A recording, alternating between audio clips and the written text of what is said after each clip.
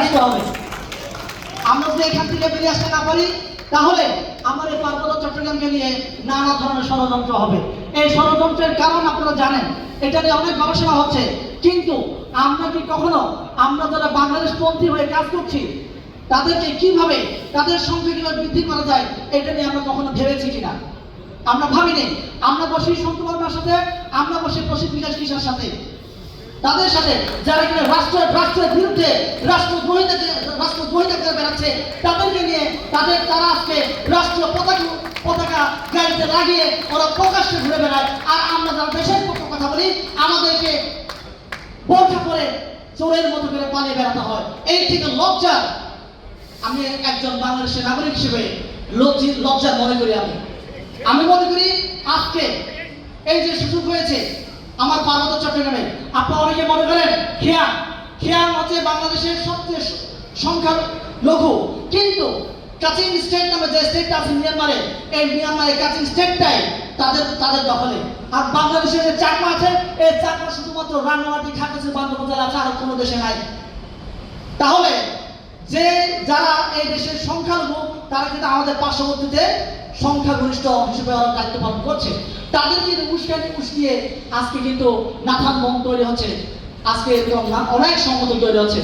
আজকে এই জন্য যিনি আজকে প্রোগ্রাম করেছেন তিনি বলছেন আমাদের কিছু বলতে। আমি আপনাদেরকে বলি, পার্বত্য চট্টগ্রামে দুইটা দফা আপনাকে আমি পড়ে শোনাই। পার্বত্য চট্টগ্রামে সত্যিকার অর্থে আমাদের বাংলাদেশকে যদি আমরা ইনক্লুসিভ হিসেবে তৈরি করতে চাই তাহলে আমাদের এই দুইটা খুব গুরুত্বপূর্ণ বলে আমি মনে করছি। এক, সারা বাংলাদেশে 50টা জাতিকে বাংলাদেশের স্বীকৃতি দিয়ে স্ব জাতির নাম উল্লেখপূর্বক সংবিধানে অন্তর্ভুক্ত করতে হবে।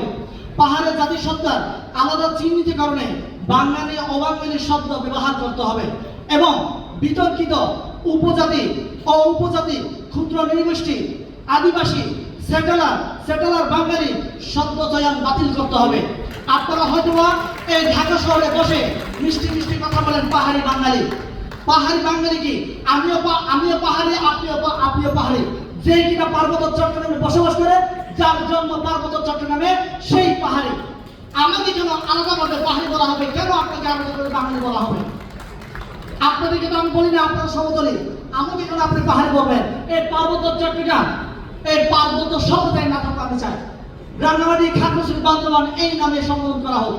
এবং আমাদের যে পার্বত্য চট্টগ্রাম মন্ত্রণালয় আছে, এই পার্বত্য চট্টগ্রাম মন্ত্রণালয়কে ক্ষুদ্র জাতিসত্তা মন্ত্রণালয়ে রূপান্তরিত করা হোক। কারণ ক্ষুদ্র জাতিসত্তা শুধুমাত্র আমাদের বান্দরবান নয়, আমাদের রাঙ্গামাটিতে নয়, আমাদের খাগড়াছড়িতে নয়, এটা সমতলের ময়মনসিংহে গারোরা আছেন, সাঁওতালরা আছেন, হাজংরা আছেন, মণিপুরেরা আছেন।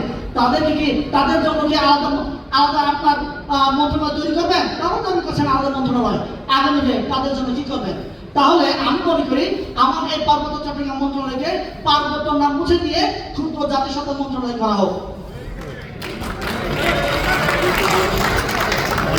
2 নাম্বার, আপনারা সকলে জানেন, আপনাদের সাথে কথা বলতে আসলে আপনাদেরকে বলবে পার্বত্য চট্টগ্রামের সমস্যাতে ভূমির সমস্যার সমাধান করতে হবে, না হলে সমস্যার সমাধান নেই।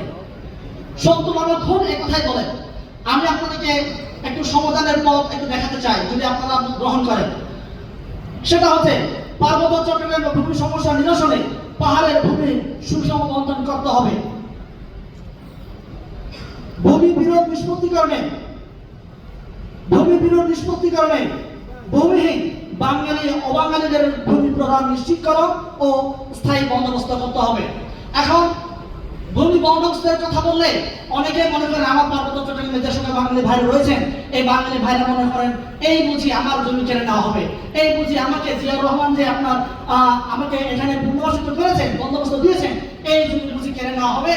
এটা তো আমার এই পার্বত্য চট্টগ্রামের অবাঙালিদের জায়গা, তাদের নামে এই জমিগুলো আছে, এই বুঝি কেড়ে নেওয়া হবে। তাদের মধ্যে একটা ভয় তৈরি হবে।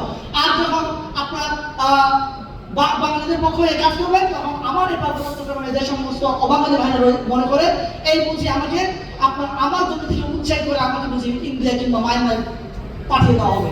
এই যে অবিশ্বাসের জায়গা, এখান থেকে বেরিয়ে আসতে গেলে আমাদেরকে পার্বত্য চট্টগ্রামে বাঙালি বলেন কিংবা অবাঙালি বলেন, পার্বত্য চট্টগ্রামে যে সকল জাতিগোষ্ঠী রয়েছে 14টা জাতিগোষ্ঠী রয়েছে, এই 14টা জাতিগোষ্ঠীর মধ্যে যারা কিনা ভূমিহীন তাদেরকে ভূমি বন্দোবস্ত করে।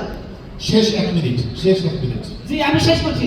এই জন্য সর্বশেষে আপনাদেরকে বলবো যে আমার এই পার্বত্য চট্টগ্রামে শুধুমাত্র আপনারা চাকমা কেন্দ্রিক স্বপ্ন না দেখে এই পার্বত্য চট্টগ্রামের সকল জনগোষ্ঠীকে ইনক্লুসিভ তৈরি করে যদি আপনারা স্বপ্ন দেখেন, আমরা যদি সবাই স্বপ্ন দেখি, আমরা যদি বাংলাদেশের চেতনে আমরা যদি নিজেদেরকে উজ্জীবিত করে রাখতে পারি, গড়ে তুলতে পারি, তাহলে আমাদের এই পার্বত্য চট্টগ্রামকে নিয়ে পার্শ্ববর্তী রাষ্ট্র কিংবা পশ্চিমা রাষ্ট্র আপনার উস্কানি দিতে পারবে না। সবশেষে আমি একটা কথা বলে দিতে চাই, সেটা হচ্ছে আমার বাংলাদেশ হচ্ছে রূপবতী কন্যার মতো, যে রূপবতী কন্যার দিকে সবার নজর রয়েছে, পশ্চিমার নজর রয়েছে, চীনের নজর রয়েছে, আমার পার্শ্ববর্তী রাষ্ট্রের নজর রয়েছে।